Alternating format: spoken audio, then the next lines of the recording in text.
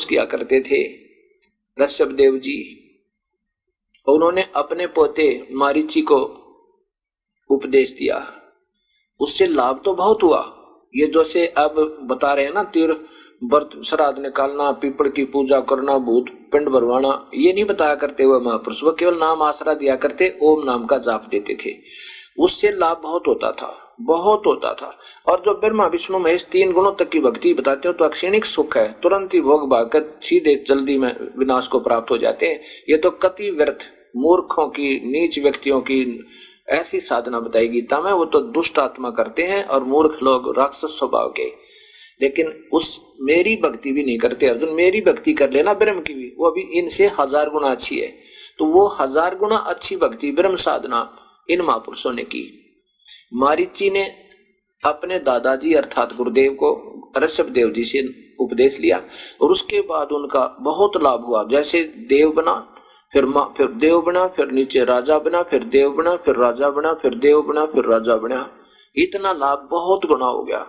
इन 3 गुणों की भक्ति, ब्रह्मा विष्णु महेश की भक्ति करने से तो ये 1000 गुना अच्छी है ब्रह्म साधना। ओम नाम के जाप से पूर्ण संतता लेकर इन अधूरे गुरु जो आजकल के संत बने फिर इन ना क्या का बेरा, ना शास्त्र उठाकर देखा, कोई कुछ मंत्र दे, कोई श्राद्ध की विधि बतावे और ब्रह्मा विष्णु महेश को ये मृत्युंजय और अजर अमर बतावे, इनके तो कोई लाभ नहीं हो सकता जीव को बिल्कुल भी। इसे महापुरुष ऋषभ देव जी के उपदेशी हंसात्मा का फिर आगे क्या हुआ, ये नियम है प्रभु का, जैसे कर्म करेगा वो भोगेगा। कौन से प्रभु का? जब तक हम ब्रह्म साधना करते हैं और जब हम पूर्ण परमात्मा की पूर्ण संतता उपदेश लेकर करेंगे तो फिर हमारा मृत्यु और जन्म बिल्कुल समाप्त हो जाएगा।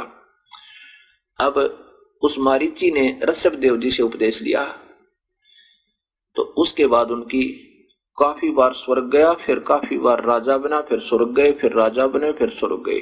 उसके बाद फिर कितना आपने देखा, कितने करोड़ बार तो गधा बना, कितने करोड़ बार गधा कुत्ता बना, कितने करोड़ बार वैसा बना, कितने लाख करोड़ बार जो है गर्भपात के जन्म मरण, स्त्री के जीवन है, आंख के, कीकर के, बबूल के, बिल्ली के, हे परमात्मा। और फिर एक ब्राह्मण बना, जब वो पुण्य, जब पाप खत्म हो गया उनके कुछ पुण्य फिर रख लेता है ये काल भगवान ब्रह्म, उसके पुण्यों के आधार पर फिर उनको ब्राह्मण के घर जन्म दे दिया और फिर स्वर्ग गया, फिर राजा बन गया, फिर स्वर्ग गया, फिर राजा बन गया। वही रेट वाला कुआ फिर शुरू हो गया और फिर नरक में गए, महावीर जैन किया जीव जी का जीव, और फिर शेर बना, फिर नरक में गया, फिर शेर बना, फिर नरक में गया और फिर वो फिर शुरू हो गए और फिर महावीर जैन बने। क्यों? स्वर्ग से सीधी आत्मा आई थी, जो सीधी स्वर्ग से मनुष्य शरीर से आत्मा आती हैं उनमें पिछले पुण्य प्रभाव बने रहते हैं, उसके आधार पर फिर वो भटकती रहती है प्रभु की तलाश में। अभी इनको कोई और सत्य उपदेशी संत मिला नहीं, इन्होंने सिर्फ अपने हिसाब से अपना मेडिटेशन आदि किया और यहाँ से तप करने से फिर सिद्धियां आ जाती है और उन सिद्धियों के आधार पर फिर इनकी जबान में कसक जबान सिद्ध हो जाती है और जिसके आधार पर फिर अनुयायी बन जाते हैं। इसलिए ये काल के जाल से ये महात्मा भी नहीं निकल पाए।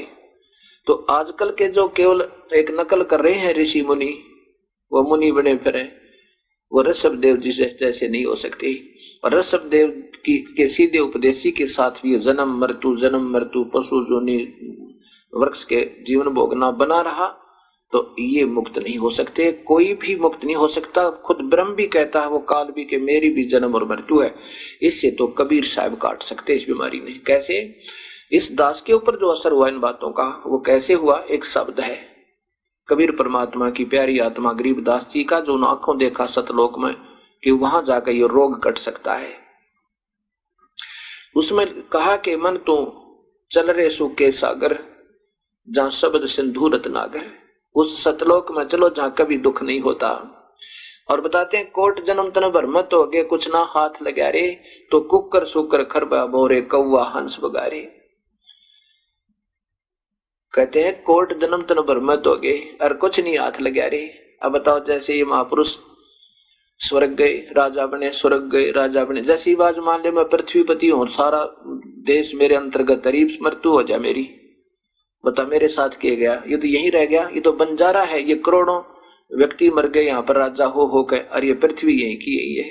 तो हमने के हाथ लगा अगर हमने सत भक्ति मिलती तो हमें कुछ हाथ लगता।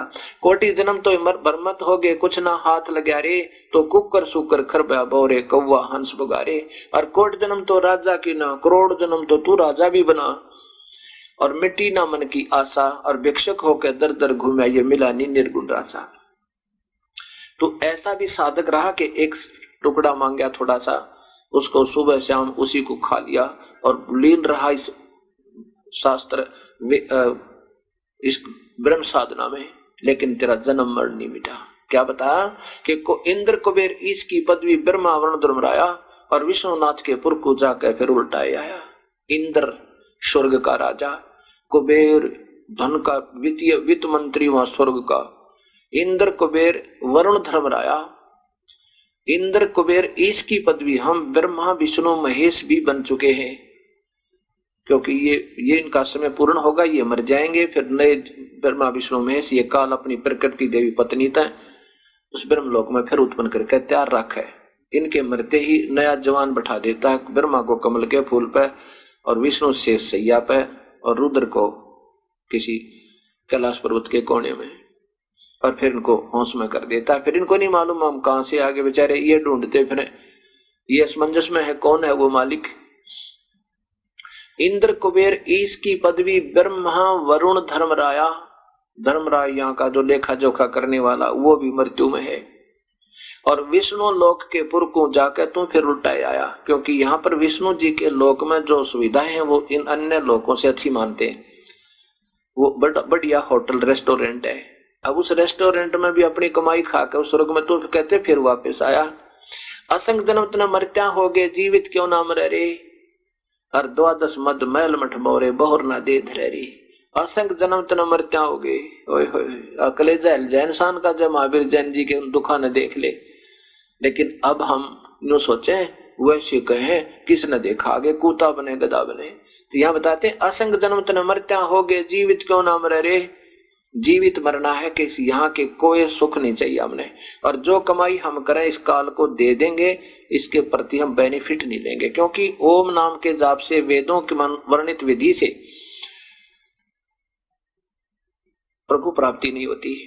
इससे ये भौतिक सुख और आध्यात्मिक सुख मिल जाते हैं, सिद्धियां आ जाना, आकाश में उड़ जाना, स्वर्ग में देव बन जाना, महादेव बन जाना, और फिर 84 में आ जाना। जब हमको पूर्ण संत मिल जाएगा उसके बाद हम यहाँ की सुविधा नहीं रख लेंगे, इनकी कमाई इसको दे देंगे। जैसे गीता जी के 18वें अध्याय के 66वें श्लोक में लिखा कि अर्जुन मेरी सभी पूजाओं को मुझ में छोड़कर सर्वधर्मान परित्यज माम, सभी तेरे जो धार्मिक पूजा है ना यहाँ की जो तूने की है वो मेरे में छोड़ दे, मुझ में त्याग के एकम शरणम व्रज, उस एक परमात्मा की शरण में चला जा, और फिर मैं तुझे सर्व पापे भ्या मोक्षामी मां सोच, फिर मैं तेरे को सब पापों से मुक्त कर दूंगा, अर्थात मैं बरी कर दूंगा। फिर तेरा जन्म मरण नहीं होगा, फिर तू शाश्वत स्थान पर चला जाएगा उस परमात्मा की शरण में। तो इसलिए बताया कि असंग जन्म तन मरत्या हो गए जीवित क्यों ना मरे रे।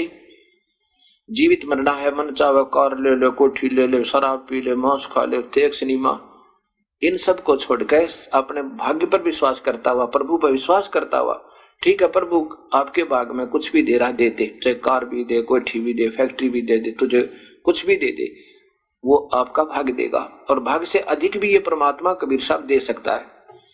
लेकिन अपना मूल उद्देश्य नहीं भूलना, कबीर परमेश्वर में अपनी लीन रहना, और फिर इसकी पूजा का इसी को दे जाएंगे, हम इसका बेनिफिट नहीं लेंगे। ये जीवित मरना, हमने देव नहीं बनना, महादेव नहीं बनना, और तब हम यहाँ से छूटेंगे। असंग जन्म तना मरत्या हो गए जीवित क्यों ना मरे रे, और द्वादश मद मैल मठ बोरे बहुर ना दे दरे रे। यहाँ से हमने एक 12वां द्वार स्थान है, अभी तक हमने 10 द्वारों का ज्ञान है। 10 के बाद 11वां द्वार है जो पारब्रह्म के लोक में प्रवेश करेंगे, 11वां, और 12वां जो है उस पारब्रह्म के लोक से आगे निकल जाएंगे, सतलोक में पहुंच जाएंगे, वो 12वां द्वार है। उस द्वादश मद मैल मठ बोरे बहुर न दे दरे रे, वहां फिर जाने के बाद तेरा फिर जन्म नहीं होगा। अब आगे बताया कि दोजक बहिष्ठ सभी ते देखे राजपाट के रसिया, दोजिक माने नरक और बहिष्ठ माने स्वर्ग, ये तूने असंख्य बार भोग लिए नादान, सद्भक्ति ना मिलन दे। और 3 लोक से तरपतना ही ये मन भोगी खसिया, 3 लोक भी अगर इस को दे देना कोई इस मन को, इसकी सेटिस्फेक्शन नहीं होती, इसकी तसल्ली नहीं होती। अब कोई एमएलए बन गया, एमएलए बनते ही नीयत रहती है कि तू किसी का तगड़मबाजी करके और मंत्री बन जा, और मंत्री बनने के बाद तगड़मबाजी सोचा सीएम बन जा, और सीएम की नीयत रहती है तू अच्छा वेल नोन सा होकर और प्रधानमंत्री बन जा, इतने ही मृत्यु हो जा, मेरे पाछा कुत्ता बना गधा बना, अब मूल काम करया कोई ना जो करना चाहिए था, ना राज साथ जावे और ना ही फिर आगे कुछ भक्ति हमारा धन मिले, वहां फिर हम नरक में जा 84 में गधे और कुत्ते बने। अब यहाँ जरा सी लगती है कि कौन कहता है कि हम गधे बन जाएंगे। ऐसे महापुरुष महावीर जैन जैसे की क्या हालत हुई, वो तो भक्ति करते थे, और जो भक्ति नहीं करते हैं शास्त्र विरुद्ध करते हैं, वो तो सीधे नरक में जाएंगे। ये शास्त्र बता रहे हैं, ये दास तो केवल उनको पढ़ कर आपको सुनाना चाह रहा है, बस मेरा तो इतना काम है।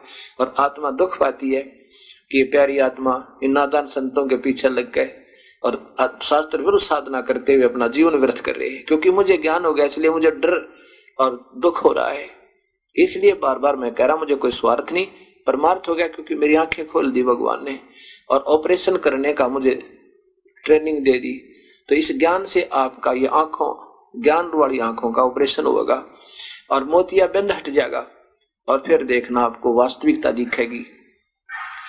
गरीबदास जी कहते हैं, देखन के तो नैन चश्मे फिरा मोतियाबिंद रे, जिनको सफेद मोतिया हो जाए ना, उनकी आंखें बहुत सफेद साफ दिखा करें, तो उसको दिखाई कुछ नहीं देता, बिल्कुल नहीं दिखता, और वो दिखे कति आंखें स्वस्थ, ऐसा लगे ये बहुत दिखता होगा। ऐसे ही ये शास्त्र विरुद्ध साधना बताने वाले, मीठी मीठी बात बताने वाले संत हमने दिखे थे निपुण, बहुत अच्छे विद्वान पुरुष, पर इनको नहीं कहेगा भी बेरा, ये नहीं जानते कख भी शास्त्र विरुद्ध साधना दे रहे हैं, इसलिए ये अंधे हैं, मोतियाबिंद है इनका, और आपका और साथ कर दिया। दिखत के तो नैन जिसमें और फिरा मोतियाबिंद रे। अब ये मोतियाबिंद हट जाएगा इस सत्ज्ञान से। तो मुझे ये पता चला कि इस शब्द ने जो मैं आपको सुना रहा हूं, ये मेरे हृदय में जम गई। कहते हैं, दो जग भी सभी तय देखे राजपाट के रसिया, और 3 लोग से तृप्त ना ही ये मन भोगी खसिया। इस बीमारी ने इस यहाँ की लोक काल के लोक की इच्छा को और इन दुखों को कौन मिटा सके। सतगुर मिले तो इच्छा मिटे, पद मिल पदे समाना, और चल हंसा उस लोक पठाऊं जो आदम रस्थाना। कोई पूर्ण संत मिले तो ये यहाँ के लोगों की जो अधूरी अथा अक्षीणिक जो सुख की इच्छा है ये खत्म करे। सतगुर मिले तो इच्छा मिटे, पद मिल पदे समाना। पद माने पद्धति, वे ऑफ वर्शिप, सही शास्त्र अनुकूल पूर्ण संत साधना बताएगा, और फिर पद मिल पदे समाना, उस पद में अमर पद में समा जाएगा। पद के यहाँ दो पद हैं, 2 ही इनके भाव बनते हैं। पद मिल पदे समाना, सही वे ऑफ वर्शिप मिल जाएगी, पूजा की विधि सही पद्धति मिलने पर फिर उस पद को प्राप्त होगा, अमर पद को। पद मिल पदे समाना, और चल हंसा उस लोक पठाऊं जो आद अमर स्थाना। चल हे प्यारी आत्मा, हे हंस आत्मा, हे भक्ति करने वाली प्यारी भक्त आत्मा, तुझे चल वहां ले चलूं जहां पर जाने के बाद फिर कभी मरण नहीं होगा। अब ये देखो 18वें अध्याय का 62वें श्लोक में ये काल भगवान भी कहता है, ये गीता जी और गीता प्रेस गोरखपुर से प्रकाशित है, अध्याय नंबर 18 और श्लोक नंबर 62 में लिखा कि अर्जुन तू सब प्रकार से उस परमात्मा की शरण में जा। ये भगवान कहता है उस परमात्मा की शरण में जा, उस परमात्मा की कृपा से ही तू परम शांति को और सनातन परम धाम को प्राप्त होगा।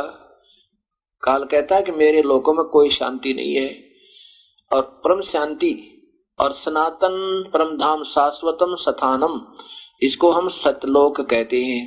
सथान माने धाम, सथान माने धाम, और शाश्वत माने सनातन माने सदा रहने वाला। सतलोक हम उसको सतलोक कह देते हैं, सतधाम कह देते हैं। उस सतलोक को चला जाएगा और तेरा फिर मरण नहीं होगा। ये सीधी सी बात है।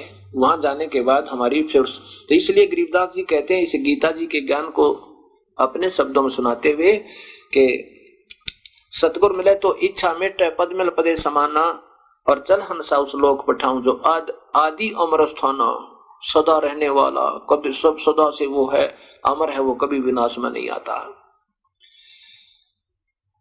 फिर बताया है कि चार मुक्ति जहां चंपी करती माया हो रही दासी, उस सतलोक में जो चार मुक्ति प्राप्त यहाँ के जो भक्तात्मा जो लाभ प्राप्त करते हैं वो तो वहां के हंसों के चरणों में पड़ी रहती है।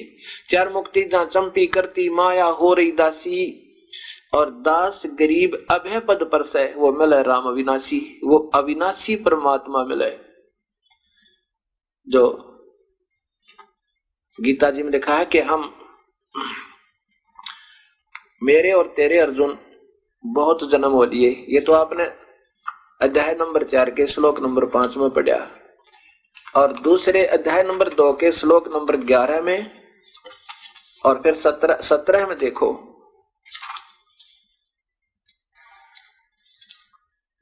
अध्याय नंबर 2 के श्लोक नंबर 17 में इसमें बताया कि अर्जुन ऐसा नहीं है, 11 में बताया कि ऐसा नहीं है कि मैं और तू पहले ना थे, अर्थात तेरे और मेरे तो जन्म होते ही रहते हैं। ये वही गीता जी, और अध्याय नंबर 2 और श्लोक नंबर 2 के बाद फिर देखो अध्याय नंबर 12 देखो, पहले अध्याय नंबर 2 और इधर श्लोक नंबर 11 में 12 में, न तो ऐसा है कि मैं किसी काल में नहीं था और तू नहीं था, या ये राजा लोग नहीं थे, और न ऐसा है कि इससे आगे हम सब नहीं रहेंगे। अब इससे सिद्ध हुआ कि ये काल भी और ये सभी जन्म मृत्यु में है। अब 17 में देखो, नाश रहित, ये 17, हाँ, नाश रहित तो उसको जान जिससे ये संपूर्ण जगत दृश्य वर्ग व्याप्त है, इस अविनाशी का विनाश करने में कोई भी समर्थ नहीं है। और फिर देखो अध्याय नंबर 15 का श्लोक नंबर, ये अध्याय नंबर 15, इसके श्लोक नंबर 16 और 17 में स्पष्ट कर दिया है कि 2 भगवान है वैसे तो, जिनको आम व्यक्ति जानता है, और उनमें वास्तव में अविनाशी तो वो है, उसके बारे में बाप को दिखाते हैं। आप देखो, क्योंकि यहाँ असमंजस में डाल देते हैं ये नादान संत जिनको स्वयं ज्ञान नहीं। ये अध्याय नंबर 15 और इसका पहले अध्याय श्लोक नंबर 15 ही देखो, ये श्लोक नंबर 15, इसमें ये काल भगवान तो कहता मैं सब प्राणियों के हृदय में स्थित हूं, सब प्राणियों के हृदय में स्थित हूं, और तथा मुझसे समृद्धि ज्ञान और अपोहन होता है, और सब वेदों द्वारा मैं ही जानने योग्य वेदांत का कर्ता और वेदों को जानने वाला भी मैं ही हूँ। ये तो अपने आप को बताता है कि मैं तो हृदय कमल में रहता हूँ, वहां पर शिव और पार्वती के रूप में वहां रहता हूँ। वास्तव में फिर बताता है कि इस संसार में 2 भगवान माने जाते हैं मृत्यु पृथ्वी लोक वाले लोकों में। पृथ्वी लोक है ब्रह्म और परब्रह्म के लोक, और ऊपर के लोक हैं अविनाशी, वो आकाश तत्व से बने हुए शब्द रूपी माने जाते हैं। इस संसार में, इस लोके माने इस पृथ्वी वाले लोक में नाशवान और विनाशी छर्त अक्षर दबे पुरुषो, ये पुरुषो है ना, ये संस्कृत में इसके साथ लगेगा अक्षर पुरुष और अक्षर पुरुष और अक्षर पुरुष, 2 प्रकार के पुरुष माने भगवान है। और इसी प्रकार 2 सतिथि जीव की है। ये सब प्राणियों के शरीर तो नाशवान स्थूल शरीर तो, और जीवात्मा भी अविनाशी कहा गया है। और अब देखो वास्तव में अविनाशी तो उसको जान, ये 17वां श्लोक है, उत्तम पुरुष तु अन्य, उत्तम पुरुष तु अन्य परमात्मा इति उदाहरता है। ये उत्तम पुरुष का अर्थ भी यही दे दिया, पुरुष माने परमात्मा, पुरुष का अर्थ परमात्मा। उत्तम पुरुष व उत्तम यानी सर्वश्रेष्ठ भगवान तो कोई और है, अन्य ही है जिसे परमात्मा इस प्रकार कहा जाता है। और यह लोकत्र में, ये तीनों लोकों में अविश्य माने प्रवेश करके विभर्ति माने सबका पालन पोषण करता, वो अवयव ईश्वर है। वो अवयव माने अविनाशी, ईश्वर माने परमेश्वर है, वो अविनाशी परमात्मा है। दास गरीब अभय पद पर से मिले राम अविनाशी। इस अविनाशी परमात्मा को पाना है। तो यहाँ गरीबदास जी कहते हैं, चार मुक्ति जहाँ चंपी कर रही माया हो रही दासी, और दास गरीब अभय पद पर से मिले राम अविनाशी। वो अविनाशी परमात्मा फिर मिला कैसे? ये भी प्रमाण इसी गीता जी के 70वें अध्याय का 23वां श्लोक देता है कि उस परमात्मा ब्रह्मणे माने पूर्ण परमात्मा की प्राप्ति के का 3 मंत्र के जाप का निर्देश है। ओम तो है ही है, ओम तो सीधा ही लिखा है, लेकिन उसके साथ 2 मंत्र और हैं जो संकेतिक हैं, और वो पूर्ण संत दे उसके बारे में कहा कि उन संतों ने ढूंढ ले तत्वदर्श मार्ग के जानने वाले हूं। ये अध्याय नंबर 17 और श्लोक नंबर 23 देखो गीता जी का। ये देखो 23 में स्पष्ट लिखा है, ओम तत्सत इति निर्देश है ब्रह्मण त्रिविधि समर्थ है। ब्रह्मण माने पूर्ण परमात्मा का के सिमरण का 3 विधि का निर्देश है, 3 प्रकार के मंत्र का, और 3 ही विधि से इसकी सिमरण होता है। ओम तो सीधा ही है, अनजान संत केवल ओम ओम ओम ओम ओम ओम ऐसे जाप देते हैं, ऐसा नहीं इसका जाप। पूर्ण परमात्मा के लिए जब ये नाम जाप जपा जाएगा, उसकी कमाई के लिए जब जपेंगे, तो ये मंत्र और ये तत्संकेतिक ये और मंत्र है, ये इशारा है, ये दोनों का जाप मिलेगा सांस के द्वारा होगा, और इसकी बहुत कीमत है। और सत फिर तीसरा, ये 3 मंत्र मिलेंगे, ये सार नाम है। ये तीनों मंत्र जब मिल जाएंगे, नीचे करो, ये तीनों मंत्र जब मिल जाएंगे तब ये जीव यहां से छुटकारा होगा। और कहते हैं पुरा सृष्टि के प्रारंभ में, विहिता पुरा सृष्टि के प्रारंभ में ब्राह्मण का अर्थ होता है विद्वान पुरुष समझदार व्यक्ति, तेन वेदा इसी ज्ञान के आधार पर यज्ञ आदि करा करते, यज्ञ माने धार्मिक पूजाएं करते थे इसी प्रकार। अब देखो यही प्रमाण है श्याम वेद में 822 नंबर श्लोक में लिखा है कि उस परमात्मा कबीर परमेश्वर है जो 3 मंत्र का नाम देकर इस प्यारी आत्मा को पवित्र करके, इसके पाप कर्मों को समाप्त करके, इसकी आयु भी बढ़ा देता अपने आशीर्वाद है। अगर मान ले उसके सांस कम हो इस काल के दिए हुए ब्रह्म के, तो उम्र भी बढ़ा के और पूरी भक्ति करवा के और फिर पार कर देता है, सतलोक ले जाता है। अब दास गरीब अभय पद पर से मिले राम अविनाशी, इन 3 मंत्र के जाप तय यो जीव का यहाँ से पूर्ण छुटकारा होगा। ओम नाम के जाप की कमाई हम इस ब्रह्म को दे देंगे, फिर ये हमें यहाँ से मुक्त कर देगा, सब पापों से मुक्त कर देगा, अपना कर्जा ले लेगा। जैसे गीता जी के 18वें अध्याय के 66वें श्लोक में कहा कि तू सभी पूजाओं को मेरी को यहाँ छोड़ दे और फिर तू उस एक सर्वशक्तिमान की शरण में जा। एक का माने जिसके बराबर दूसरा ना हो, और फिर मैं तुझे सब पापों से छोड़ दूंगा। और दूसरा जो सत मंत्र तत् मंत्र है, उस तत् मंत्र की कमाई, तत् नहीं है तो ओम तत्सत ये कोई जाप नहीं है, ओम तो है ही है। और वो तत् और सत मंत्र ये संत नहीं दे सकते, जो नादान एक नकली मोहर मार के अपने आप ही बने बैठे हैं ये महात्मा, ये तो ये ब्रह्म भी नहीं दे सकता उन 2 मंत्रों को, दूसरे को भी। और ये सोहम मंत्र देने के ये संत अधिकारी नहीं है जो 100 मंत्र दे रहे, क्योंकि इन्होंने ज्ञान तक ना ब्रह्मा विष्णु में इसका, ये अजर है कामर है, इनकी माता पिता नहीं बताई आज तक इन्होंने। ये तो नकली समझो, जो गलत पासपोर्ट बनाते हैं वो नकली जाली जो बनाते हैं वो है ये तो। और ये सोहम नाम ये दे ही नहीं सकते, ना किसी वेद में वर्णन ना गीता में। गरीबदास जी कहते हैं सोहम शब्द हम जग में लाए। गरीबदास जी कह रहे हैं कबीर साहब ने बताया मुझे कि कबीर परमेश्वर ने आके हमें ये सोहम नाम दिया, जिससे कुछ राहत ज्यादा मिल जाती है, लेकिन वो देने वाला अधिकारी हो तो बात बने, आम व्यक्ति देगा तो कति लाभ नहीं। अब सोहम शब्द हम जग में लाए, सार शब्द हमने गुप्त छिपाए। ये सोहम शब्द हम लाए थे, अब हमने आके बताया है। और हमारे से हमारे सच्चे संत ही कोई उपदेश प्राप्त करेगा तो लाभ होगा, नहीं तो नहीं होगा। और फिर तीसरा नाम नहीं मिला, दोनों खत्म। ओहम सोहम खंड है बाई, सोहम अक्षर भी व्यर्थ है बाई, तातनी अक्षर रहो लोलाई। और सोम मध्य ध्रुव पर लादा, ओम सोम बाद विवादा। ये सब नीचे ही रह गए, उर्ली पार ही रह गए, पार नहीं हुए। फिर कहते नामा छिपा ओम तारी। नामदेव जी महाराज पहले ओम नाम के जाप से ही किया करते थे और उसे बहुत सिद्धि आ गई थी। मंदिर फेर दिया था, मृत गौ भी जिंदा कर दी थी और पत्थर को दूध भी पिला दिया था, फिर भी पार नहीं हो सकते थे, ऐसे जन्म मृत्यु में रहते। नामा छिपा ओम तारी, तारी माने लो लाग रही थी ओम के नाम की। पीछे सो हम भेद विचारी, फिर सतपुरुष कबीर परमेश्वर आए एक गुप्त रूप में, उनको फिर ये सत नाम बना कर दिया। और सार शब्द पाया जद लोई, फिर आवागमन फिर नहीं हुई, फिर उनकी जन्म मृत्यु मिटी नामदेव जी की, जब पूर्ण परमात्मा आदरणीय नामदेव जी को आकर मिले। इस प्रकार ये सत्संग वो लड़की सुन रही थी।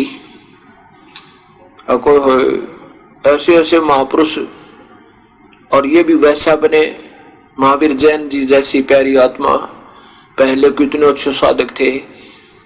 तो उस लड़की ने कबीर परमेश्वर के सामने नतमस्तक होकर कहा, प्रभु मैं बहुत पाप आत्मा हूं।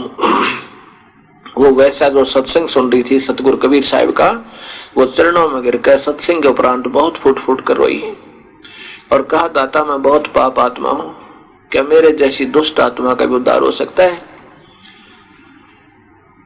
कबीर साहब ने कहा, बेटी हमारे सच्चे नाम में, सत नाम में, सार नाम में इतनी शक्ति है, ये सब पापों को विनाश कर देगा। जब ही नाम हृदय धरो, भयो पाप को नाम नासे, जैसे अग्नि जैसे चिंगारी अग्नि की, भाई पड़े पुराने गासे। जब ही नाम हृदय धरो, भयो पाप को नासे, जैसे चिंगारी अग्नि की, पड़े पुराने गासे। जैसे कितना ढेर का ढेर हो, सूखा घास पुराना, और उसमें एक ऐसे तिल्ली लगा दे आग की, सारे को फूंक कर उस ढेर को विनाश कर देगी और फिर वो हवा में उड़ जाएगा, कति समाप्त हो जाएगा। ऐसे कबीर साहब कहते हैं, मेरे सच्चे नाम में, उस सार नाम में वो शक्ति है, सब पापों का विनाश कर देगी, जो ना किसी अन्य संत से उपदेश से नहीं हो सकते।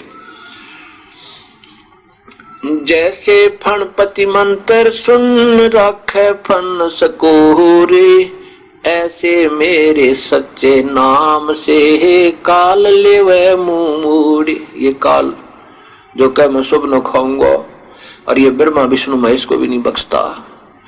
इस कहते हैं कबीर साहब कह रहे हैं, मेरे उस सच्चे नाम तय, सार नाम तय, यो काल भी फीका पड़ जाता है, इसका मुख मुड़ जाता है, ये कुछ नहीं असर कर सकता।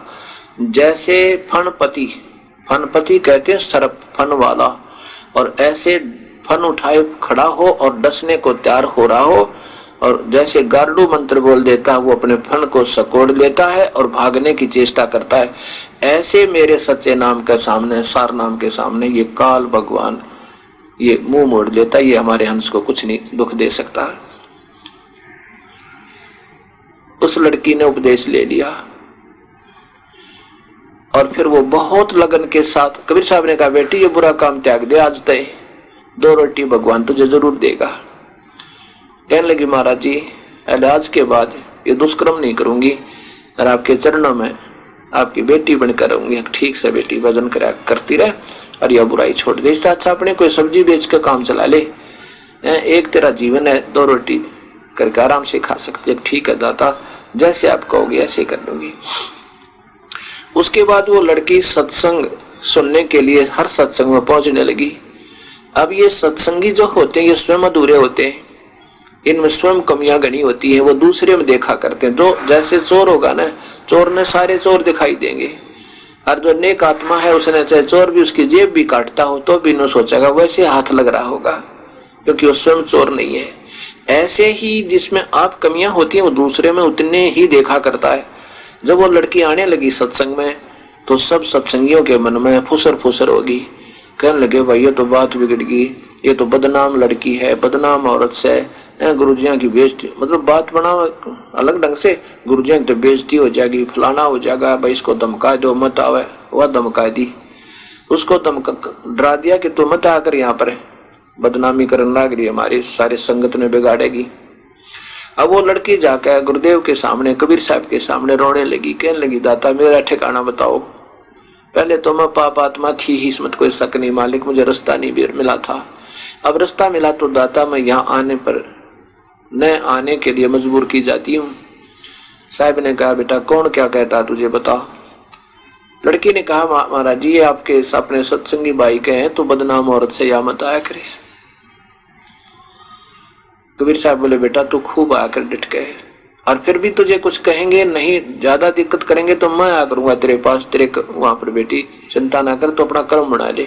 और ये कुदरती बात होती है, जो अपने पाप कर्मों को पिछले जन्मों को सही समझ लेता है कि अब बहुत बुरा हालत हो जाएगी, तो वो बेचारा फिर और ज्यादा लगता है मालिक के चरणों में। अब वो लड़की आती रही, एक दो बार फिर उन अधूरे सत्संगियों ने उनको टोक दिया लड़की को। वो कहने लगी महाराज जी मुझे बहुत दुखी करने लगे। तो कबीर साहब ने सत्संग में बताया कि कुष्टी हो वह संत बंदगी कीजिए, हो वैसा के विश्वास चरण चित दीजिए।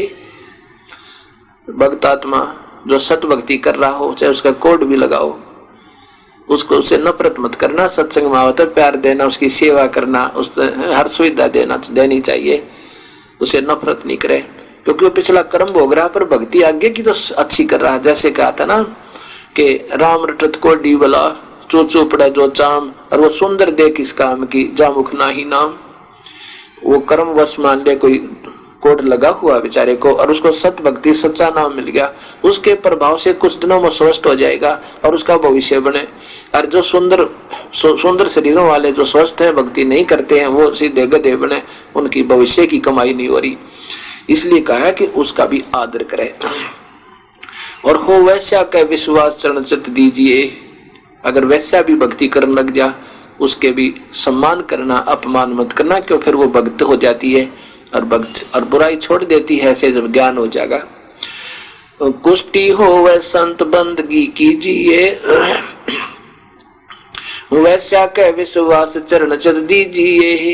यदि वैसा का भी विश्वास, उसके भी चरणों में आदर देना, उसको धमकाना नहीं, दुदकारना नहीं, अनादर नहीं करना, पर वो आपसे नाराज हो जाएगा। ऐसे संकेत करते रहे, पर हम बुद्धिहीन गने हैं, हम अपनी बुराइयों को छुपाते हैं, दूसरों की देखते रहते हैं। जब देखा कबीर साहब ने ये नहीं मान रहे, नादान इनमें भक्ति प्रवेश नहीं हो पा रही है, तब क्या किया, कहने लगा बेटी मैं आया करूंगा तेरे पास, अरे चिंता ना। कबीर साहब उस लड़की के पास जाने लगे और वहां जाके खूब सत्संग सुनावे, और वह बेचारी अपने महाराज जी के पास चरणों में बैठ के और अपना खूब सेवा करे, चरण चप्पी करे। तो इस प्रकार फिर वो सेवक देखो सारे सत्संग में सुर हो गई, सब 64 लाख से हो गए थे कबीर साहब के उस समय। उनकी प्रभु वाली लीला देख के कोई मुर्दे जीवित किए, किसी का रोग दूर किया, कोई कटे हुए सर जोड़ दिए मालिक ने, और सारा कुछ किया। फिर भी हम बुद्धिहीन इतने हैं, प्रभु को प्रभु नहीं समझे, और उन्हीं में खोट निकालने लगे। महाराज जी तो बिगड़ गए भाई, वो महाराज जी ना रह रहे भाई, तो गुरु जी में कुछ कमियां आ गई है। सभी कहने लगे भाई देखियो कि सारा समाज बौला थोड़ा व्या करे। ऐसे करते करते जब कबीर साहब ने देखा कि ये तो भी सारे निकम्मे इकट्ठे हो गए, इतने दिन के सत्संग में भी तक ने ये भी नहीं सोचा भगवान में दोष नहीं होते, ये मेरे मौगन ढूंढ रही है स्वयं नीच आत्मा। ऐसा सोचकर उन्हें सोचा कि देखता हूं इनमें कितने भक्त और कितने उसू का टोल इकट्ठा हो गया। देखो पहले तो संत, एक जमींदार समझो माली, पौधे लगाता है, बीज खेती बहुत बीजता है, और जब जमींदार देखता है ना खेती खराब होगी है, वैसे और पचौड़ होगी, इसमें फल नहीं आ रहा, तो उसको स्वयं ही काट डालता है, ऊपर से काट देता है, फिर वो नीचे से फिर बाद में अच्छी फूटती है। तो ऐसे हमने देखा कई बार हमारे यहाँ, जब माता पिता बीजते थे फसल, उसको वो ज्यादा बढ़ जाती थी तो कहते थे इसको फल नहीं लगेगा, ज्यादा बढ़ गई, उसको फिर काट देते थे ऊपर से थोड़ी थोड़ी, फिर वो अच्छे ढंग से और कई फूट चौगरदे से फूट के चारों तरफ से और अच्छा फल लगता था। ये भी सोचा मालिक ने कि ये तो इनको सुख हो गए ज्यादा, क्योंकि कबीर परमात्मा के सच्चे नाम की भक्ति से सारे दुख निवारण हो जाते हैं और फिर उसमें सुख आ जाता है। और सुख में यो जीव भगवान ने बोला है। कबीर साहब कहते हैं सुख के माथे पत्थर पड़ो, इसे सुख के माथे पत्थर पड़ो, जो नाम हृदय से जावे, बलिहारी उसी दुख के जो पल पल नाम रटावे। कबीर साहब क्या करते कि ऐसा तो सुख भी अपनी लीला आप ही कर रहे थे कि वो स्वयं प्रभु थे और हमें समझाने के लिए कहते थे हे परमात्मा इतना सुख भी मत देना जिससे हम तुम्हें तुझे भूल जाए। वो सुख का तो आग लगे, उसका तो पत्थर पड़ो, जिससे आपका नाम छूट जावे, ऐसा सुख ना देना मेरे मालिक। और वो दुख अच्छा जिससे आपकी यादगिरी आवे, वो बलिहारी उस दुख के जो पल पल नाम रटवावे। तो उनको सुख गणे हो गए और वो भूल गए नादान। कबीर साहब ने सोचा ला देख लेता हूं ये कितने कनक ठीक है और कितनी थोथी होगी है, इनमें कितना में सुरसी ने खा लिया है, थोथी होगी अंदर तक। कबीर साहब ने देखा कि रोज चर्चा चलती है महाराज जी तो ऐसे लड़की के पास जाते हैं, वैसा के पास जाते हैं, वो उसके पास आती है। क्यों? सत्संग वाले व्यक्ति भक्तों में ऐसा गुण है तो आम समाज तो पहले सोचेगा। कबीर साहब ने सोचा ला एक दिन या सुरसुर सुसरी कर दूं, पक्का ही कर दूं, पता लग जाए कितने किस्म बुद्धि है। रविदास जी कबीर साहब के शिष्य हो गए थे बाद में, और कबीर साहब और रविदास जी ज्यादातर एकत्र ही रहते थे, क्योंकि रविदास जी समझ गए थे अपने भगवान को कि मालिक आए भी। तो कबीर साहब ने कहा रविदास से, रविदास एक हाथी किराए पे ले आ। हाथी किराए पे ले आए और कहा कि तू आप मेरा जो ना पीलवान बनना, हाथी आंकने वाला, और आज मैं सारे बाजार में घुमाइए। अब रविदास जी तो अपने गुरु के आदेश को से बिल्कुल तैयार हो गए, ठीक है दाता जैसे आप कहोगे। लड़की से कहा उस वैसा से बेटी तू खूब हार श्रृंगार कर, सुंदरता सुंदर कपड़े गहने पहन के और खूब सज दज गए और मेरे साथ चलना। वह लड़की बोली महाराज जी आपकी बेटी यो शरीर आपका दाता, जैसे प्रयोग करो। हाथी पर बैठा लिया लड़की को बीच में, आगे रविदास जी हाथी हाँक रहा है, पीलवान बना हुआ है, बीच में सुसज्जित लड़की और पीछे कबीर परमेश्वर एक गंगा जल भर के बोतल में शीशी में, और लोग सोचे दारू शराब पी रहा ऐसे मुंह के लावे, और उस लड़की के कंधे पे हाथ रख लिया न्यू अरन्यू प्योर मस्ती से अरन्यू देखा सब, और बड़े बाजार में का निकाल दी, मेन बाजार में का मैं से गुजार दिया उस साथी को, पार्टिकल की सब जगह लोग देखो रे वो बुद्धि भ्रष्ट होगी जुलाहे की, देखो वो जुल्हा बुद्धि भ्रष्ट हो गया, वैसा को साथ लिए बाजार में घूम रहा, शराब पी रहा। हम तो पहले कहा करते थे ये तो नीच व्यक्ति है, ये बातें बनाता है, ये देखना वहां लड़कियां जाती थी, हमें पहले ही मालूम था कि कुछ न घटना जरूर घटेगी। अब जो कबीर साहब के 64 लाख शिष्य हो गए थे, उन शिष्यों में तो पकड़ लाऊं वो शहर वाले, नगर वाले, काशी वाले, पंडित लोग भी, अन्य भी दूसरे जो गुरुजी पहले कबीर साहब से नकली संत और मेहनत जड़ा करते, वो लाए पकड़ सब उनके शिष्यों को। देखो हम तो कहते थे ये नीच है, ये ऐसे बातें बनाता है, शास्त्र का ये क्या जाने, ये तो ऐसे नीच था, क्या हाल कर रखी है इसने, शराब पी रहा है। अब वो मेरे जैसे जो मूर्ख ये नहीं समझ गए भगवान जिसने ऐसी ऐसी लीला की कैसी गलती कर सकता है, तो वो कहते हैं हम तो वैसे ही चले जाया करते थे, हम नाम ना ले रखा था इनका, वो मेरे को तो वो ले गया था फलाना व्यक्ति, मैं तो ऐसे जाता था। अर्थात 64 के 64 लाख उस कबीर परमेश्वर से विमुख हो गए। अब गरीबदास जी कहते हैं कि पहले तो कबीर परमेश्वर ने उनको ढूंढना चाहा, उनमें कलम चढ़ानी चाहिए अपने सतभक्ति की, और फिर वो व्यर्थ हो गए तक कुआं में पड़ो। अब जब तक हम सही नियम पर नहीं चलेंगे, हम सही नियम पर नहीं चलेंगे, संत मर्यादा में नहीं रहेंगे और भक्ति कर रहे हैं, तो वो व्यर्थ है और वो संत के ऊपर भार बन जाता है। जो ऐसे अधूरे व्यक्तियों को जो नाम देते हैं, जो सब गलतियां कर रहे, बीड़ी पीवे, शराब पीवे हैं, मांस खावे और फिर नाम ले रखा और अनुपासना भी करते हैं, तो वो उस संत पर वजन बन जाते हैं। तो वो संत उसका कोई न कोई समाधान निकालता है उनसे अपना वजन कम करने के लिए। हाँ, जो सत भक्ति कर रहे हैं उनका वो बेशक कितने करोड़ अरब खरब कितने हो जाओ, वो तो अपनी भक्ति कर रहे हैं, विधिवत चल रहे हैं, उनको तो जहाज में बैठा दिया चलो। अब गरीबदास जी कहते हैं कबीर साहब की इस लीला को देखकर, बड़ुआ भड़ुआ सब कहे कोई न जाने खोजे, दास गरीब कबीर करम बांटे सिर का बोझे। कबीर करीम और दयालु कबीर परमेश्वर वो तो अपने सिर का बोझ उतारे हैं, बीमारी सिर पर रख रखी, जो गुरु पर विश्वास नहीं कर रहे। अब नगर के निवासी इकट्ठे होकर गए सिकंदर लोधी के पास। सिकंदर लोधी उस समय काशी आया हुआ था, बनारस, क्योंकि वो दिल्ली के बादशाह थे। जब वो बनारस आए हुए होते थे, कबीर साहब विशेषकर उसी समय लीला करते थे। उनके साथ एक शेख तकी नाम का उनका गुरु, धार्मिक गुरु था सिकंदर लोधी का, मुसलमान पीर।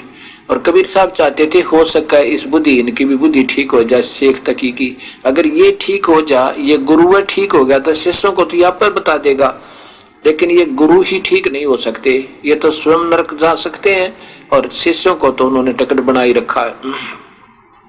तो उस शेख तकी को पता चला कि आज फंस गया बच्चू, आज तेरा कचूमर निकालूंगा, क्योंकि राजा का गुरु फिर फुल पावर उसकी। अब बनारस के लोग एकत्रित हो गए और फिर उन गुरुओं ने, नकली संतों और महंतों ने फिर मौका मिल गया, सब इकट्ठे हो गए और हजारों की संख्या में पब्लिक को इकट्ठी करके और कहने लगे चलो सिकंदर लोधी भी आया, आज तो बढ़िया काम हो गया, राजा भी आया हुआ। क्योंकि वीरदेव सिंह बघेल वो कबीर साहब के शिष्य थे, वो लीला को जानते थे प्रभु की को। उस समय जब वो लोग उल्टी सुल्टी शिकायत करते थे, सिकंदर वो वीर सिंह उनको धमका देता था, भाग जाओ मूर्खो, तुम क्या जानो प्रभु की लीला को, ये तो मालिक आए हैं। इसलिए उन्होंने मौका समझा, आकाश सिकंदर लोधी आया हुआ है और ये काशी नरेश नहीं बोल सकता, ये मौका उठाकर, और सब गुरु लोग और वो सब इकट्ठे हो गए, हिंदू मुसलमान और साथ में पहुंचे। अब शेख तकी ने पूछा क्या बात है? कहने लगे महाराज जी हमारा तो जीवन हराम कर दिया है, हमारी बहन बेटियों का बाहर निकलना मुश्किल हो गया, अब तो सरेआम वैश्यावृत्ति होने लगी। वो कबीर जुलाहा नीच एक लड़की को हाथी पर बैठा कर शराब पीता हुआ सारे बाजार में घूम रहा था, सरेआम बदनामी बदमाशी होने लगी, ये काहे का राज और पाट रहा। अब शेख तकी ने कहा कि तुम राजा से कहो। अब शेख तकी ने अंदर जाके कहा महाराज सिकंदर लोधी से कि भगवान ए राजन आपसे कुछ व्यक्ति मिलना चाहते हैं। सिकंदर लोधी बाहर आया, देखा तो जनसंख्या बहुत गनी, 5-7 व्यक्तियों को अंदर बुलाया और पूछा भी सच सच बताओ क्या कहानी है। जब बताया उन्होंने जी कैसे ऐसे कबीर नाम का जुलाहा है, वो ऐसे सरेआम वैश्यावृत्ति करता हुआ और बाजार में घूम रहा है, हाथी को पर वैसा बैठा रखी जो प्रसिद्ध वैसा यहाँ की, साथ में शराब पी रहा है और बंदी छोड़ पीवा गंगा जल, और अपनी बेटी की तरह उस लड़की के कंधे पर हाथ रखा हुआ था। अब सिकंदर लोधी भी इस बात को तो जानता था कि प्रभु हैं, लेकिन पब्लिक के सामने राजा फिर विवश हो जाता है। और उधर से शेख तकी वो नमक पर गाव छिड़कने वाला, वो साथ वो तो और तेज हो गया, कहने लगे राजा इसको सख्त सजा मिला, ये हो इसको पकड़ो और इसको गंगा में डबोएंगे। और अपने हाथा राजा जो है इसके हथकड़ी लगाओ है। कबीर साहब को पकड़ लिया जी सिपाही जाके, और सिकंदर लोधी ने अपने हाथों से हाथों में हथकड़ी ऐसे लोक होया करते सी मोटी मोटी बेल, और फिर गल में तोक और पैरों में बेड़ी अपने हाथों सिकंदर लोधी से लगवाई पब्लिक ने। और शेख तकी जो सिकंदर लोधी का गुरु था, धार्मिक गुरु मुसलमान पीर, उसने कहा इसको गंगा में डुबो दो। सारे इकट्ठे होकर सब पीछे पीछे चल पड़े और कबीर साहब को एक नौका में बैठा के और गंगा के बीच में ले गए और उठा करके उसको ऐसे गंगा में पटक दिया। मझधार में जाकर, बहुत तेज चल रही गंगा,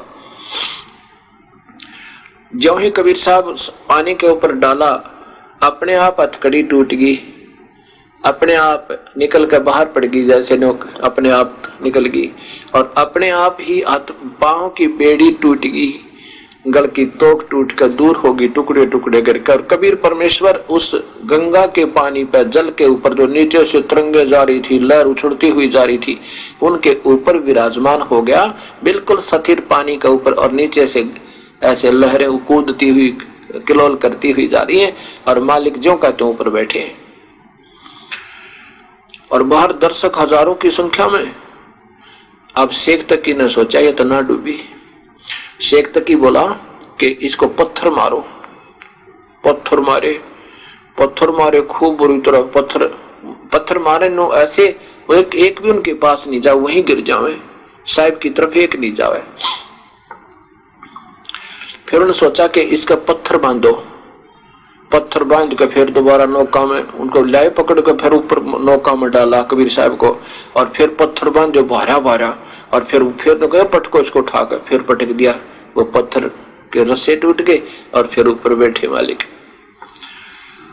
अब शेख तकी ने सोचा भाई ये तो बड़ा सिर दर्द हुआ, अब कैसे मरे, कैसे ले इसके प्राणों को सैनिकों से, क्योंकि कमांड शेख तकी के हाथ में, जो सिकंदर लोधी का गुरु। शेख तकी ने कहा कि गोली मारो, गोली इसके।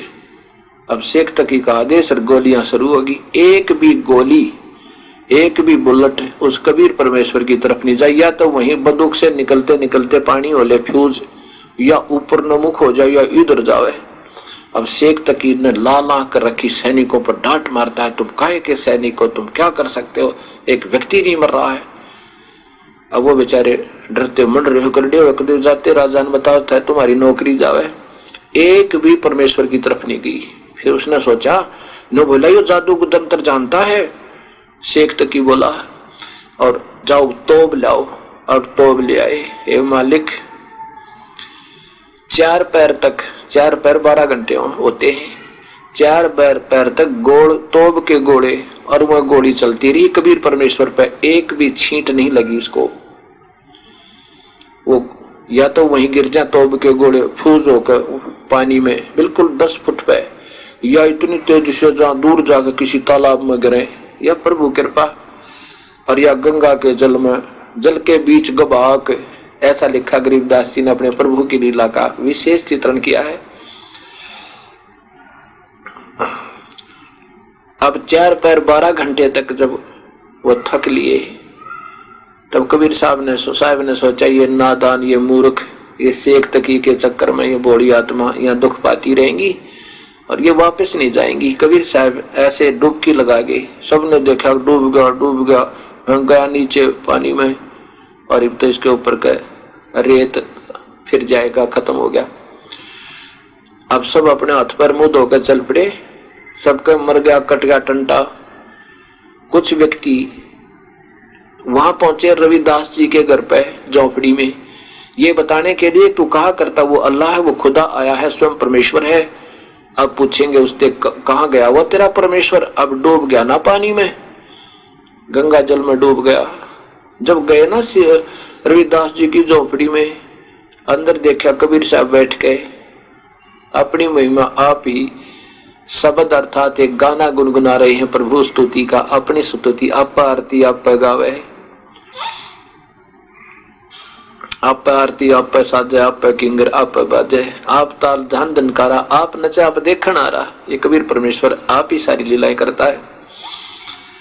अब उन्होंने देखा ना कबीर साहब तो यो बैठे, सैकड़ों ने जा के देखा उनकी झोपड़ी में, यो बैठे भाई बताए। फिर आकर बताया सिकंदर शेख तकी कि कबीर साहब तो वो बैठे रविदास जी के घर पे, अरे वो वहां बैठे हैं, अरे भाई कमाल हो गया। फिर शेख तकी बोला लाओ पकड़ के, और उसको फिर पकड़ ले गए। सिकंदर लोधी से कहा कि इसको यहाँ खूनी हाथी के नीचे खत्म करवाओ सबके सामने। अब कबीर साहब को बांध जोड़ कर रस्सों से और एक मैदान में डाल दिया, और चारों तरफ दर्शक खड़े हो गए दूर दूर। राजा एक ऊंचे मचान पर बैठ जाता है जहां सजा दिया करते थे, एक ऐसा व्यवस्था बना दी जाती थी, बनाई हुई थी पहले से ही। उसके चारों तरफ ऊंचे ऊंचे स्थल होते थे, बाउंड्री होती थी, उस पे पब्लिक बैठकर देखा करती थी और राजा के लिए एक अलग से ऊंचा मचान बना हुआ होता जहां स्वयं विराजमान होता था। ऐसे भयंकर दोषियों को जब सजा दी जाती थी उस स्थान पर देते थे और उसको खूनी हाथी से टुकड़े टुकड़े करा देते थे ताकि अन्य पब्लिक को भी डर होवे और वो फिर रोवे, हाय हाय करे, आगे कोई गलती ना करे। इसलिए ऐसा सोचकर कबीर साहब को वहां बांध जोड़ कर डाल दिया और शेख तकी ने उस पीलवान से कहा जो खूनी हाथी होता था वो शराब पिला देते थे उसको और फिर वो आदमी को फाड़ फाड़ कर खा जाता था, उसका खून पिया कर चूसा करता था।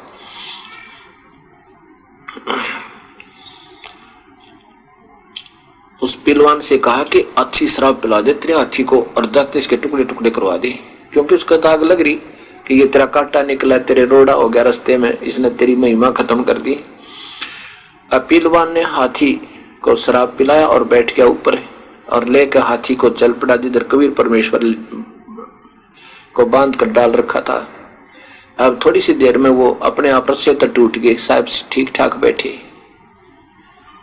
जब हाथी नजदीक आया ना, कबीर साहब ने एक शेर रूप दिखा दिया अपने पास, देख खड़ा जैसे शेर खड़ा उनके दो रहे कि ना जाने के कर दे। और शेर को देख कर हाथी तो लीद करे, चल चिंगाड़ मारा और भाग लिया। और वो पीलवान ने सोची तेरी नौकरी गई, आज राजा तुझे यहाँ से निकालेगा, तेरे बच्चा ने भी मरवा दे। उसको भाले ठोकर फिर वापिस ला अंकुश मार मार के। कबीर साहब ने सोचा ये पीलवान इस हाथी को दुखी करेगा, नादान, इसका भी समाधान कर दूं। अब उस पीलवान को भी शेर का रूप दिखा दिया और पीलवान तो छोड़ गया हाथ में, तो वो उसका अंकुश भी गिर गया, हाथी से नीचे गिर गया डर के और हाथी भाग गया। फिर वो कबीर परमेश्वर खड़े हुए तो राजा को दर्शन दिए उस अपने वास्तविक रूप के। राजा इतना भयभीत हो गया, सिकंदर लोधी वहीं से कांपने लगा था अपने मचान पर, ऊंचे से जो बैठा था स्टेज पर प्लेटफार्म पे, वहीं से घबरा कर नीचे डरता हुआ ऐसे कांपता हुआ कबीर परमेश्वर के चरणों में आ गए और सबके सामने, पब्लिक के सामने दंडवत प्रणाम कर हाथ जोड़ा, माफी मांगे, मुझे बख्श दो परवरदिगार, मेरे से गलती होगी, हे दाता मैं जिंदगी में फिर कभी नहीं करूंगा। कबीर साहब ने अपना रूप शांत किया, बुरा नहीं था, इतना ऊंचा शरीर दिखो सतलोक में उड़ा हुआ और तेजों में, लेकिन हमारे भगवान को देख करके हमारे पाप कर्मों का जो संग्रह होता है वो भागने लगता है, हमें डर लगता है। अब वो सतगुरु के चरणों में गिर गए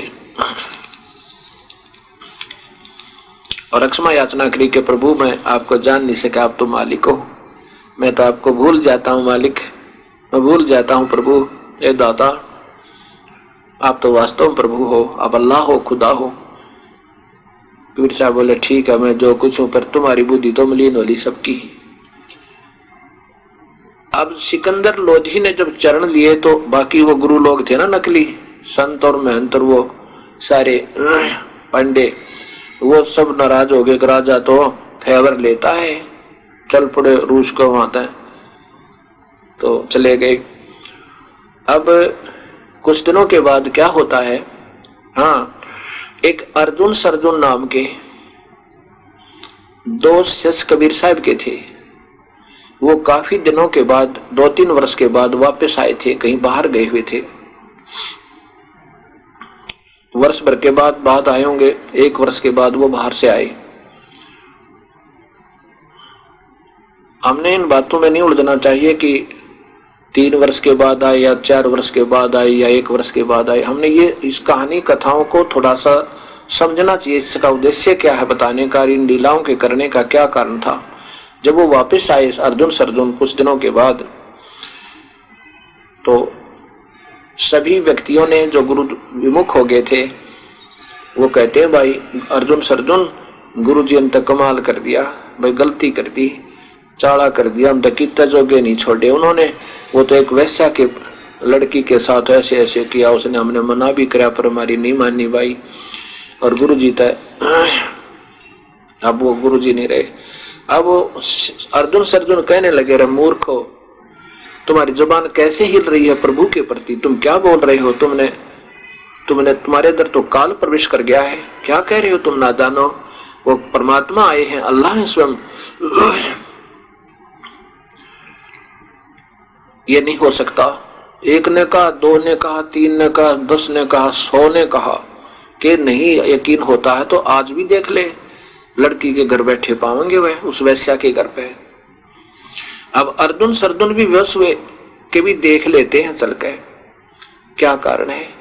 अब जब देखा ना अर्जुन सरजुन पहुंचे उस वैश्या के घर के सामने, कबीर परमेश्वर बाहर आंगन में चारपाई पर बैठे, वो लड़की पैर दबावे। अभी अर्जुन सरजुन अपने आंखों देख लिया, अब उनके भी मन में मलिनता आई और वो देख करके आगे चले गए। फिर वापस आई मच्छी करके, कहने लगे सतगुरु आपने यहाँ नहीं बैठना चाहिए था दाता, ये तो एक नीच जाति का बदनाम औरत का घर है। कबीर साहब कहने लगे अर्जुन सरजुन, जब शिष्य गुरु को सलाह देता है, गाइड करता है, तो समझो वो शिष्य नहीं गुरु हो गया। तुम तो बेटा मेरे गुरु बन गए, अब तुम मेरे शिष्य नहीं रहे और जाओ तुम अपने घर में और बनोगे कुत्ते और गधे, और जब पता लगेगा तुम्हें। कहा था कि ऊंच नीच में हम रहें, ऊंच नीच में हम रहें, हाड चाम की दे, और अर्जुन सरजुन समझना तुम करना शब्द सले। अरे नादान, तुम इसको शरीर समझ रहे हो, मेरे लिए तो मिट्टी है ये, और हम तो सब सर्वव्यापक हैं, ऊंच और नीच में। राष्ट्रपति भी मेरा शिष्य है तो वहां भी जाऊंगा, और जब कोई एक मंगी है, कोई जुलाहा है, वो भी अगर मेरा शिष्य है तो वहां भी जाऊंगा। ऊंच नीच में हम रहें, ये हाड चाम की दे, सबकी हाड और चाम की दे ही है नादान। और अर्जुन सरजुन समझना तुम करियो शब्द सने, तुम अपना नाम जपो अगर मुक्ति चाहते हो, और नहीं तो भाई तुम्हारी अब तुम्हारे अंदर मलिनता आएगी, अब तुम्हारी मुक्ति नहीं हो सकती मेरे इस शरीर तक। अब आपको कुछ भक्तों के अनुभव सुनाएंगे, ध्यान से सुनना, ये बार बार समय नहीं मिलता बच्चों। या एक एक अक्षर आपका बड़ा कीमती बहुमूल्य है जो भगवान आपको यहाँ लाए हैं ना। यहाँ आना कोई बच्चों का खेल है, बगैर परमात्मा की रजा से आप इधर मुंह भी नहीं कर सकते। स्पेशल लाया आपको, चाहे कुछ भी कारण बनाया, चाहे दुखी करा चाहे सुखी करा, आपको ऐसे स्थान पर लाकर बैठा दिया।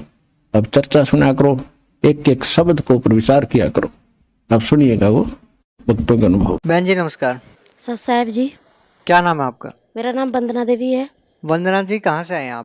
हमें ऊना डिस्ट्रिक्ट हिमाचल से आए हैं। आप संत रामपाल जी महाराज से कब जुड़े? अप्रैल 2016 से जुड़े हुए हैं। संत रामपाल जी महाराज से नाम दीक्षा लेने से पहले आप क्या भक्ति साधना करते थे? हम पीर बाबे को मानते थे, तो कुछ आज हम 12-13 साल से मानते हैं उनको। वैसे तो हमारी सासू माँ बताती हैं कि हम उनको शुरू से मानते हैं, लेकिन इतना कोई लाभ नहीं होता था कि घर में दुख तकलीफ और मुश्किलें बहुत बढ़ती थी। तो हम उनको मानते मानते हमारे घर में मतलब इतना कुछ होता था। हमारे घर में आग, पहले तो पत्थर पड़ते थे, उसके बाद काली माँ पड़ते थे हमारे घर में।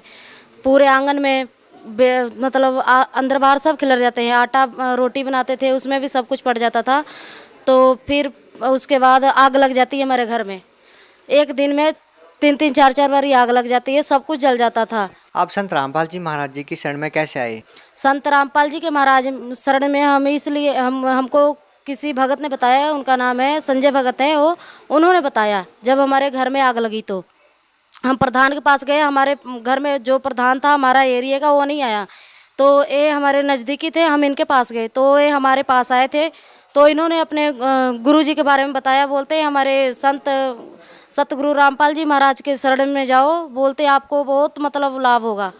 तो हम इनके शरण में पहले आने के लिए तैयार नहीं थे, तो उसके बाद सोच सोच के हमने सोचा कि शायद देख लेते हैं। हमने बहुत दुनिया में धक्के खाए हैं।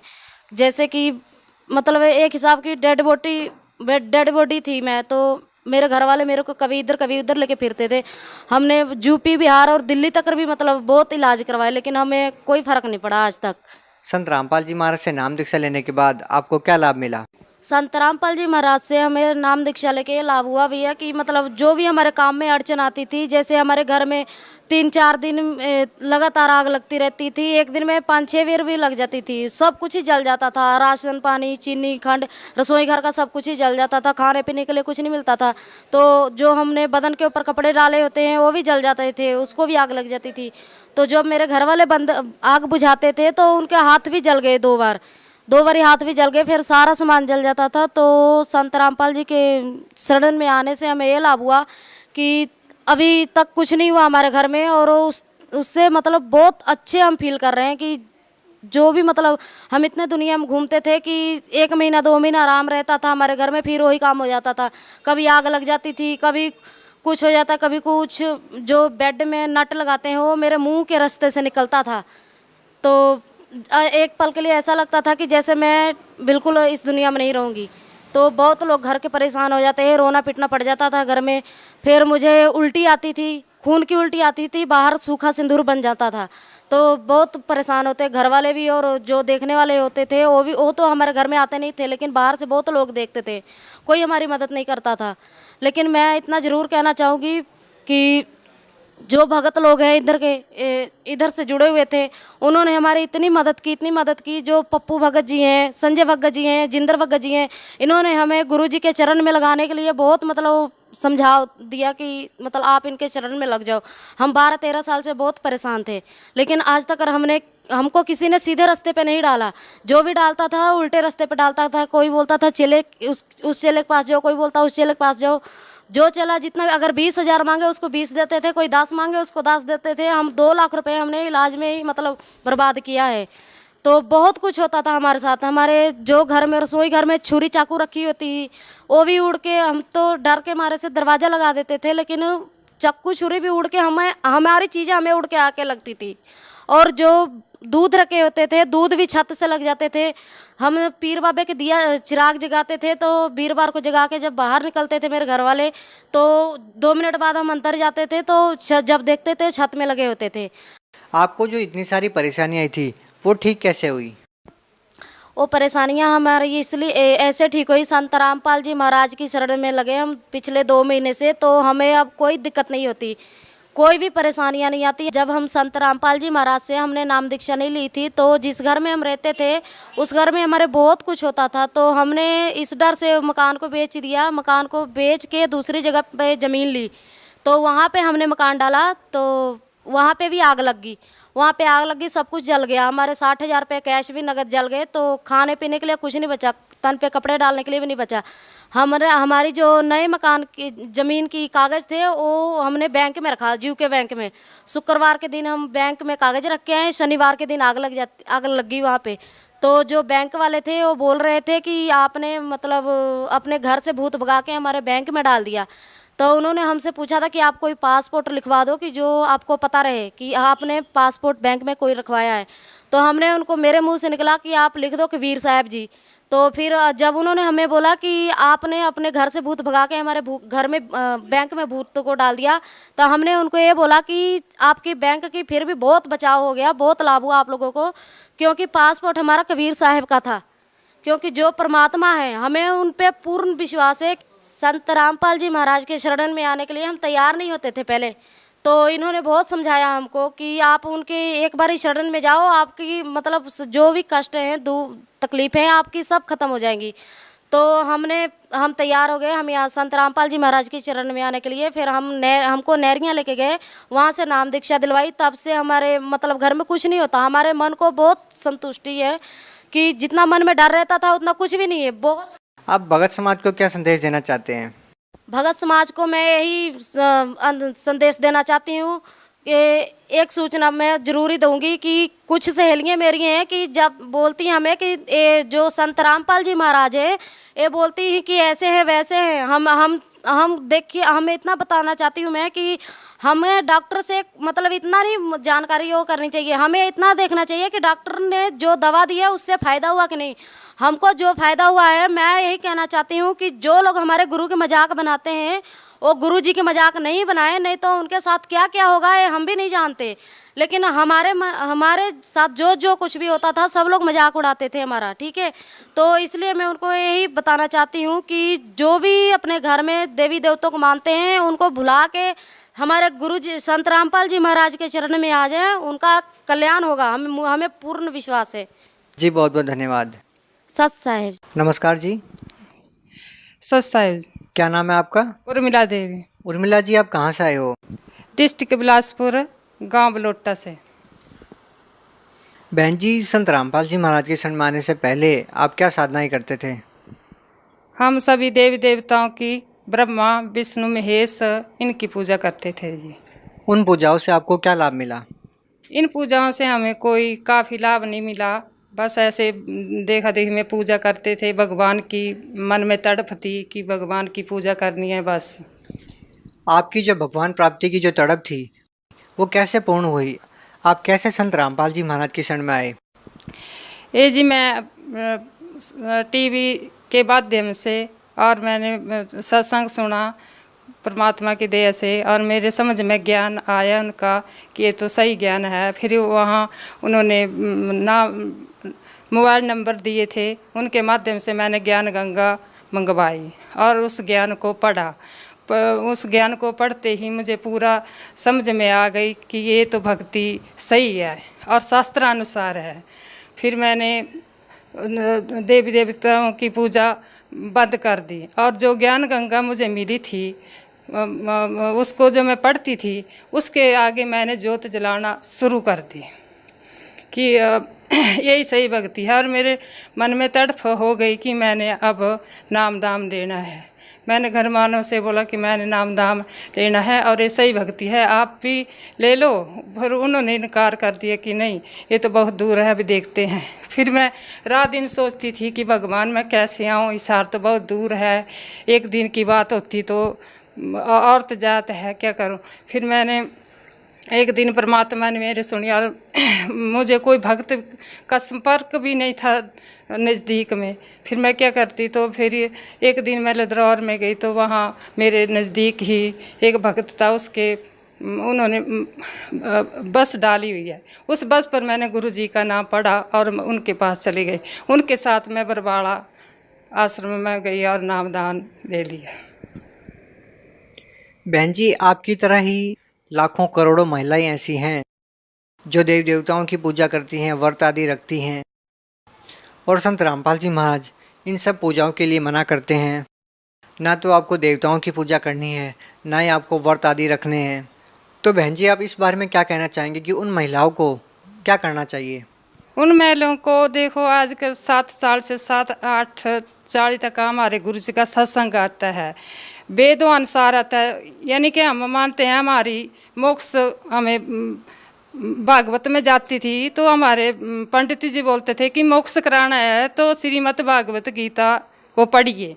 और जब प्राणी चलने को तैयार होता है तब भी उनको बोलते हैं गीता का पाठ पढ़ाओ, कुछ इनका हो जाए कल्याण। तो उनको ऐसा करना चाहिए कि इस ज्ञान को पढ़ें, क्योंकि ज्ञान गीता में श्लोकों में सब कुछ लिखा हुआ है। वेदों को पढ़कर हमारे गुरुजी संत रामपाल जी खोल खोल कर बता रहे हैं कि देखो ये लिखा है। तो फिर मैं इन बहनों को यही बताना चाहती हूँ कि इस सत्संग को सुने और समझें कि इन किताबों में क्या लिखा है और हमसे क्या करवाते हैं। बहन जी, संत रामपाल जी महाराज की शरण में जाने के बाद आपको क्या लाभ मिले? भाई जी, मुझे बहुत लाभ मिले। लाभ तो पहला तो यह है कि आध्यात्मिक मार्ग मिल गया, सत भक्ति मिल गई, सद साधना मिल गई कि भगवान की पूजा कैसे करनी है, और जो देव देवते बोलते छोड़ो उनकी कैसे साधना हमने करनी है। और लाभ ये मिला कि मेरे सर में रसौली थी, और वो रसौली पहले तो छोटी थी, मैं उस पर ध्यान नहीं देती थी, मैंने जो छोटी है क्या पता क्या है, पर वो दिन प्रतिदिन बढ़ती गई। 2-3 साल में वो बहुत बड़ी हो गई। फिर एक दिन मैं डॉक्टर के पास उसको दिखाने के लिए गई। डॉक्टर ने बोला इसका तो ऑपरेशन करना है, तो ऑपरेशन जल्दी करा लो। फिर मैं बोले दाखिल हो जाओ, बोले आज ही हो जाओ। तो दाखिल तो हम कर देंगे इसका ऑपरेशन। तो फिर मैंने बोला फसल का काम पड़ा हुआ है, मैं घर में काम करने वाली अकेली हूँ, तो चलो काम के बाद जब फसल का काम ख़त्म हो जाएगा तो मैं जल्दी ही ऑपरेशन करा लूँगी। उसके बाद बाजी जब मैंने नामदान भी नहीं लिया था तो मैं जोत उस ज्ञान गंगा के सामने मैं रोज़ जोत करती थी। तो फिर मुझे गुरुजी के दर्शन हुए, तो गुरुजी ने मेरे को आशीर्वाद दिया, मेरे सिर पर हाथ रखा। फिर मैंने देखा कि ये गुरुजी हमारे गुरुजी हैं, ये वही गुरुजी हैं जो ज्ञान गंगा में हैं। लेकिन 5-7-10 दिनों में मैं उस स्वप्न को भूल नहीं पाई कि मुझे ऐसा स्वप्न ना तो पहले कभी हुआ। तो मतलब सफ़ेद कपड़ों में और मुझे बहुत चमकदार गुरुजी दिखाई दिए और ऐसे उन्होंने बोला तो मुझे कुछ नहीं, लेकिन सिर पर हाथ रखा था। 5 दिन बाद मेरी और सौड़ी अपने आप ही मतलब पीक चल पड़ा उससे। फिर मैंने बोला ये तो क्या हो गया, तो मैं पास ही एक डॉक्टर है हमारे, उसके पास गई। उसने बोला ये तो उसने बस 20 रुपए की दवाई दी और उस रसौड़ी को उसको सारा साफ़ किया और दवाई लगाई और वो ठीक हो गई। और मेरी इस बाजू में बहुत दर्द होता था, मैं कोई काम नहीं कर सकती, या थोड़ा काम करती थी तो फिर उसके बाद मेरा कोई काम नहीं होता, तो मेरे बाजू की दर्द तो उसी दिन से ठीक हो गई है। बहन जी, आप भगत समाज को क्या संदेश देना चाहते हैं? समाज को संदेश देना चाहती हूँ कि ये समय बार बार नहीं आएगा और इस समय तो भक्ति का बहुत ही अच्छा टाइम है। तो 7:40 से लेकर 8:40 तक सत्संग आता है, उसको सुने, विश्वास करें और नामदान लेकर अपना कल्याण कराएं। बहुत बहुत धन्यवाद जी।